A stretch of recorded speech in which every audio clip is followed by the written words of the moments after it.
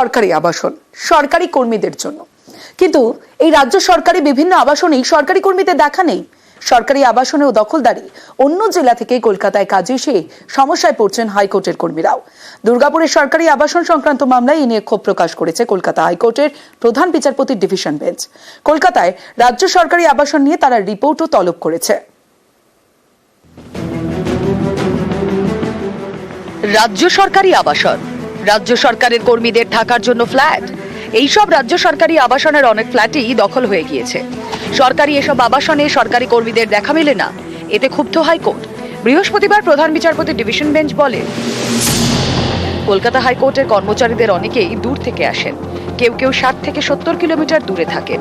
মাঝে মধ্যে ট্রেন বাসের সমস্যা হলে তাদের পৌঁছতে দেরি হয়, কাজ সেরে ফিরতে অনেকের রাত হয়ে যায়। হাইকোর্টের এই সব কর্মীরা সরকারি আবাসন পাওয়ার যোগ্য। রাজ্য সরকারি কর্মী, তাও কেন রাজ্য সরকারের আবাসন পাচ্ছেন না? এর পিছনে নানা কারণ। নোটিশ দিয়েছে, ছেড়ে দেবো আমরা। এখানে 20 বছর আছে পড়ে আছে, তারা এখনো পর্যন্ত ছাড়েনি। এই যে আপনারা রয়েছেন এখন অবসরের পরেও আপনি এখানে রয়েছেন, এটা তো বেআইনি। কিন্তু বেআইনি সবই চলছে, বেআইনি আর কেউ আইনের কি আছে বলো? আমি আর আমার মা থাকি, মা অসুস্থ, আমাদের এখন সেই সামর্থ্য নেই যে আমরা নতুন ঘর বাড়ি কিছু কিনে নিয়ে গিয়ে তৈরি করে বানাবো। একটা ভাড়া দিই, যেটা বাবা বেসিক দিতেন রিটায়ারের পর থেকে, সেইটাই দিয়ে আসছি। কত টাকা ভাড়া দেন? 5,000 টাকা। কাকে? বিশ্বজিৎ ঘোষ। না, আমরা তো এরকম না জানতে আমরা নিয়ে ফেলেছি। এটা যদি জানতাম তা আমরা তো হাইব্রিড নিতাম না।